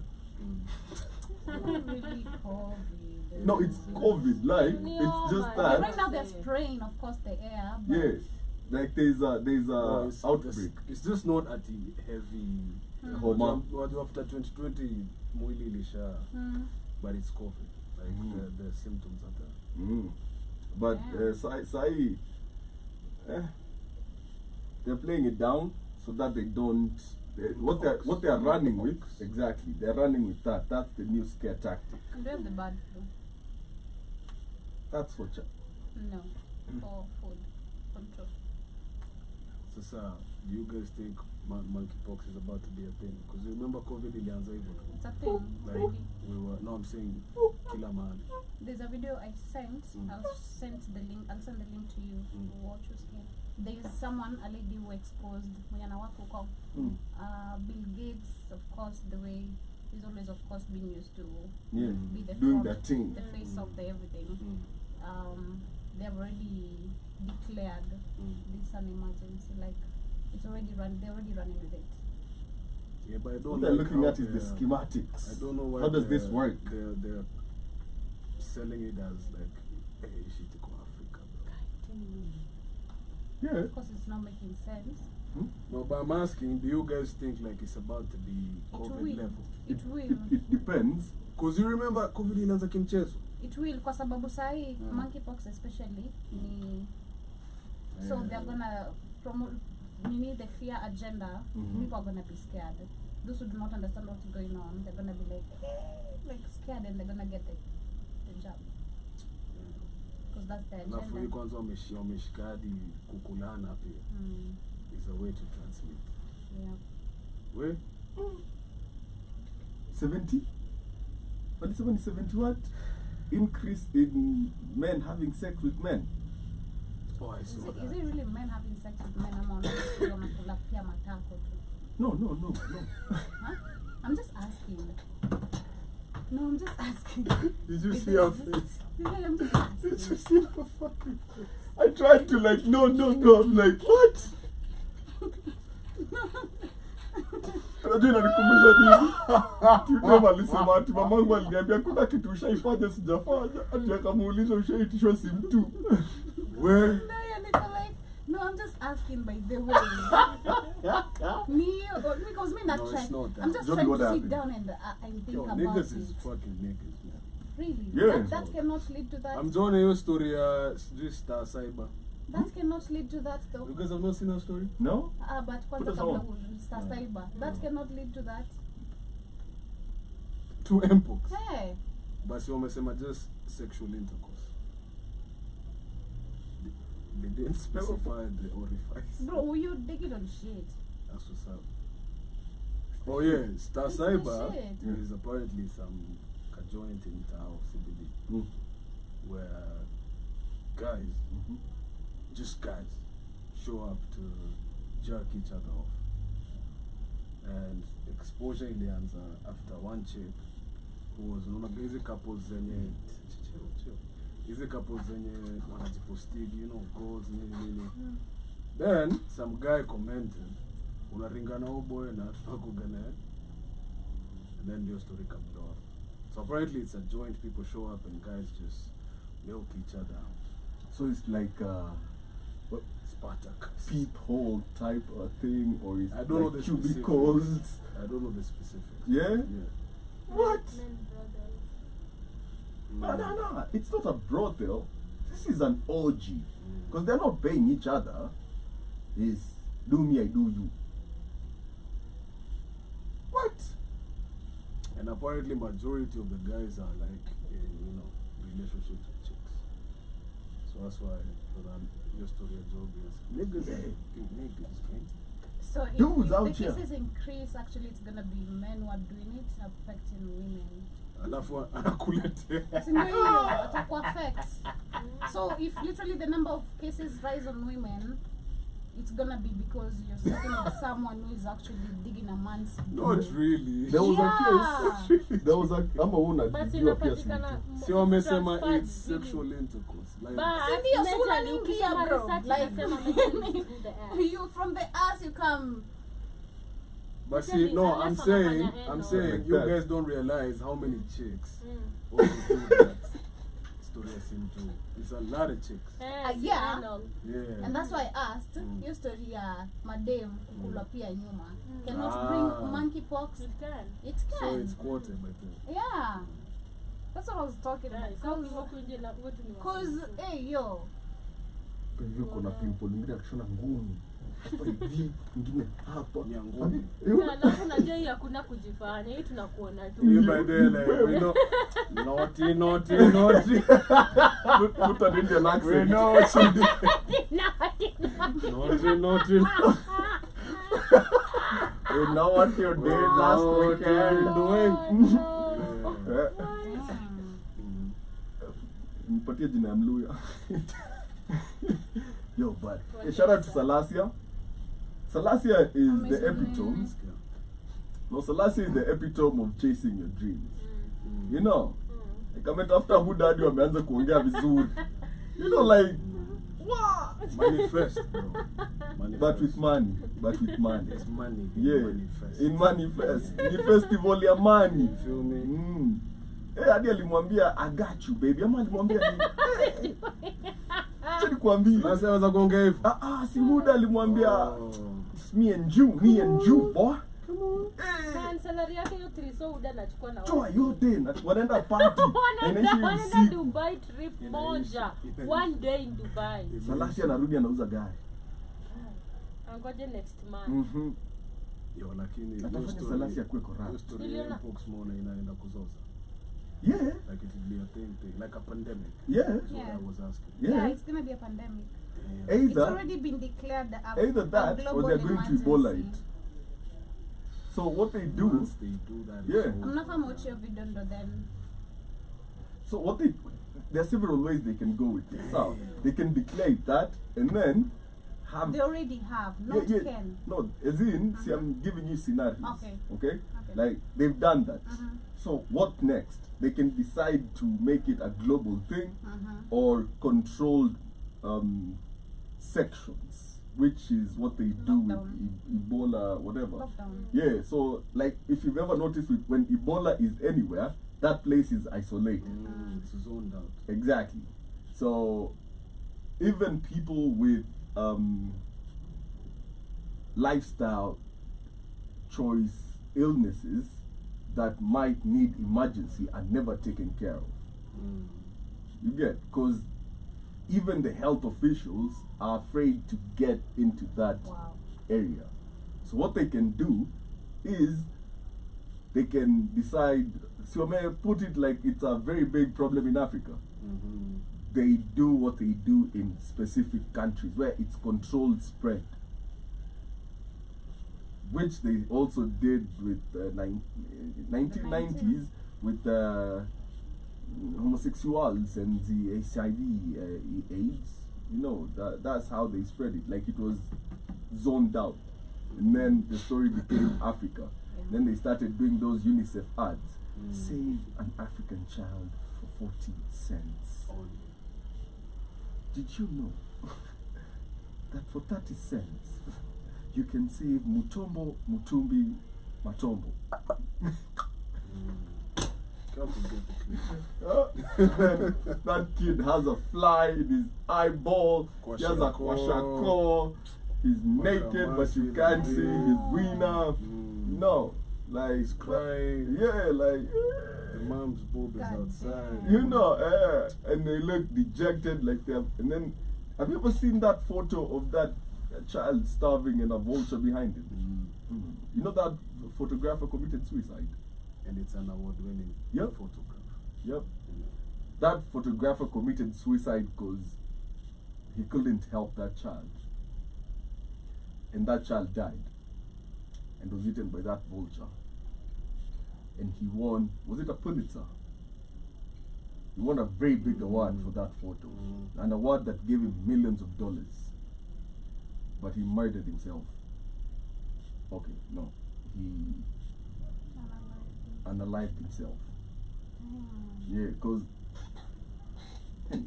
But that's the thing, that's what they usually do. So I do feel like it's going to be a big deal, but I also don't feel like they're going to globalize it or globalize it because of the current state of the world economy. Yep. They're relying too much on the recovery Yeah. of the economy Sure. for them to mess with it again before, because what we're witnessing in the US, that is recession happening basically. Okay? But the other day, the Japanese stock exchange basically destroyed Wall Street for like 48 hours. So that tells you there's a transition of power happening somewhere. That tells you that the world is morphing into a new system, okay, where new powers are at play and the old ones are being phased out. So I don't think they'll really go big on it, but I think they'll try to reduce the population of this continent by a drastic measure. And I think by a third or even 2/3. They will. Because we have the youngest population in the world. We have the largest workforce in the world, and the biggest potential of any continent. Basically, Europe is in recession, America is in recession, Asia is experiencing a fake boom, and Africa is suffering by providing all the resources for these people to exist in the state that they do. So imagine if they created space for themselves here. That's what they're trying to do. But anyway,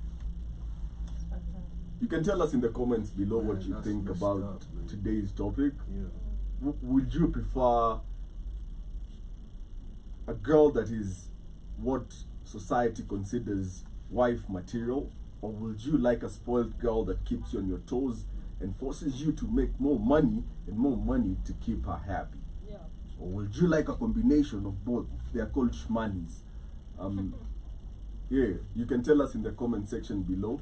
And you can also give us your testimonies about if you've ever been through such a thing, if you've ever gone through a baddie, or did the baddie go through you?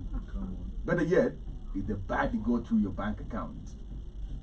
Hey, kuna mwingine sijui ati aliibiwa hapo chickenin, ati sijui 1,300 na mdenge.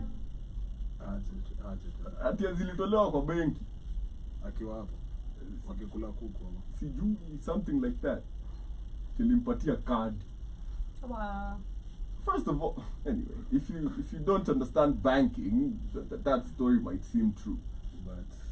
But if you do, hakuna venye unakuja hapa hivi draw. unajua kuna kitu mbaya kama mwanaume hajazoea pesa. But unaweza toa pole pole. Yeah, but it wasn't pole pole. Hakuna kitu mbaya kama mwanaume hajazoea pesa. Kupata pesa. Then all of a sudden, that is a dumb motherfucker. Mimi best yangu ashaitoa pesa kanunua gari. Alafu Hivyo cash. Yeah, like pole pole. Alipewa card Oh.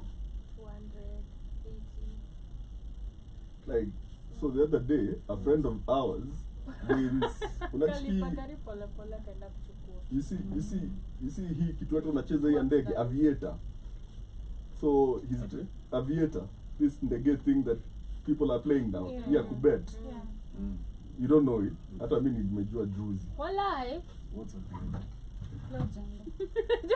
Jomi ni legend hapo bana. When did you ulianzisha? Jomi ndiye alitufunza. So What's a dream? this guy, Ile nilikuwa na bet. it's a ile a job ya Ya kupanda ndege. hivi. Na nikakwambia utapata. Nilipata kadhaa. What's the maximum you ever won? 1,500. From Bet are you enough. giving any money away? From that. The bet maybe na 10 bob. Ukapata 1,500. Na win 100 bob na withdraw. 100 bob na withdraw. Okay. So this guy, Most of the times nilikuwa nikisota naenda hapo. Utumboka. Unaenda tu na 10 bob. Na bet. Mimi So- nishaibeta uliingia sio? Tulianza na hao. Pesa ikaisha yote. Nilipata, I think it was nilifika 8 so, alafu nikaona na quotero. Nikaeka mob ikaenda hivyo. Inakuaga hivyo. You should Ikaenda learn. yote. So from should there ndio learn. nililearn ukifika ido unatoa.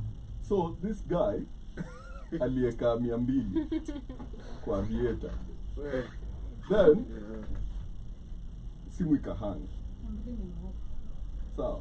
Yeah, simu ikahang. So I was trying to stop the plane. Inaenda tu. Screen ikazima. So it's an actual plane flight. Yeah, ikienda, you lose the money. So, imeenda. Kuasha screen, it was at 2.6 million. Yeah. Yenye ameshinda. And akani, Eh. kaenda akanunua kagari fulani, keja hata nika engine ilikuwa manzeni ya tuk-tuk, sijui nini. He akanunua actually won that money. Yeah, he won the money, but he's broke now. That's about 2 months ago. He's already sold the car actually. You want how much? 2.6. Ukishinda 2.6, mbona kichwa yako inagonga nini gari? Oh, see, you know, he's got money now. Alienda Kagundo Road, got a Kavits, yeah, for sale. Hiyo ya 500. Niko na sticker. Namba. Hata kutaka kujua. Unajua niko na pesa. Shika, leta gari. You know, bought his boss's business. You know. Hakuna kitu mbaya. Maskini akipata.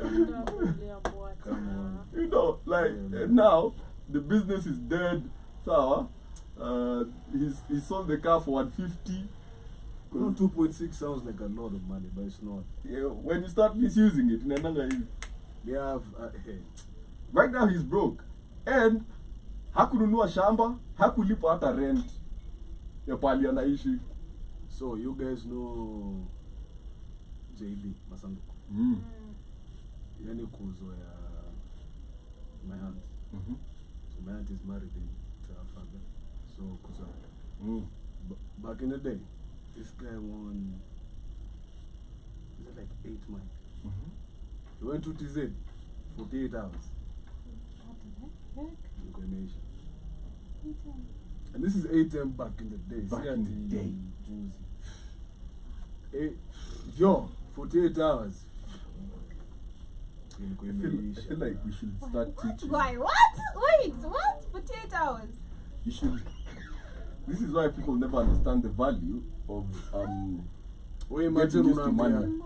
Imagine unaambia a whole club. Imagine unaambia a whole club. Kila mtu apewe. A whole club? Yeah, unajua donga. Wow. Yeah. Yeah, but anyway, you can tell us your thoughts below.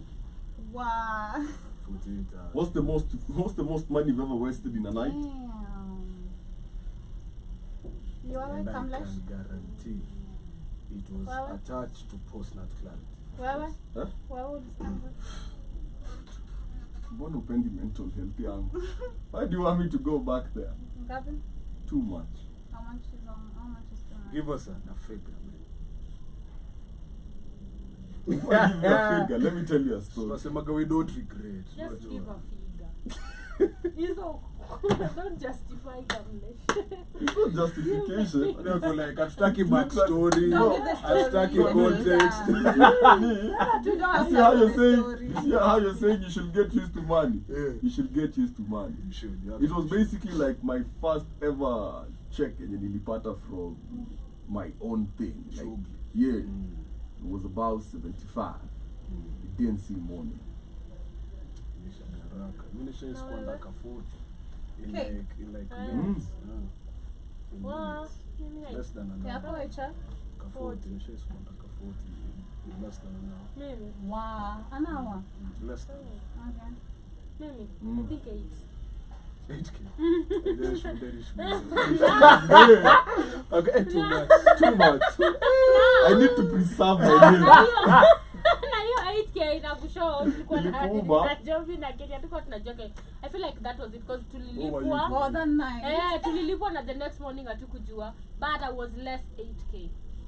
That's the only. Sijawahi. Most of the time napelekwa hapo. Within 3 days. And then 10K. One night I took you guys out. In a white party too. Oh, damn. Ulifanya ile kitu. No. I was okay. Okay. Yeah, but Oh, at club. In a white party. yeah. It doesn't have to be a club. It's Okay, just the an highest example. amount you've used in a day. I don't know, man. No, No, just not squander. like Yani, you squandered money Yeah, for like no. what? Hadi Get to mimi be sidhani active. shaifika detail. shout out to you. Sijawahi. Guy, umesema within an hour 40. Less than an hour, yeah. Wow. Usiniulize. Kicharu we do. Siwezi sema hapa. Postmate clarity pia. Siwezi sema hapa. Hey. Anyway. Anywho. Yeah. Hapa kwa spontaneous. Never. My bro, listen. And this goes out to all men. Never let, you see how women try to push this whole narrative of be spontaneous. Never, ever subscribe, okay? Let her think it's spontaneous, plan it. It's meticulously Yes, planned. and budget it and stick within it. Yeah. But let her think it's spontaneous. At your, you know what you're doing. Hey, when you give in, my bro. Yeah. But anyway, shout out to Jerome Mosquito. You missed the entire show. Yeah. But yeah, till next, till Thursday. Till Thursday. Yeah, you can tell us your comments below.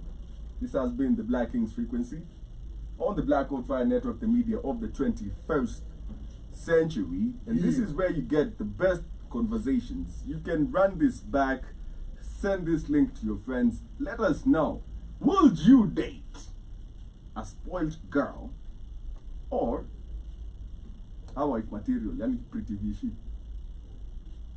Till next time, it's the one and only Camlish, SA through the money plans, H to the messenger, and the JOBY to make up the kings and queens. Till next time, ciao. Cheers. Your Mosquito is saying, has Camlish finished giving out his bad relationship advice? Not Wow. yet. Not yet. Still working on it. Yesterday Bye. was the best relationship advice, and now today is Camlish with the bad. Oh God And damn. call me still like bad names in the morning. Wow. Yeah. Yo, what's up, General? What's up, man? No microwave for you. What's the microwave shit, by the way? I don't know. Last time I rolled was a medical piece. We were talking about how women want their Fighting own to defend stuff. my Then they were peace. like, do you guys want microwave? Oh, he said no microwave for me. I'm like, what's this microwave thing? Best friends don't stay the game. Charge Press down my own. The man. Making a beat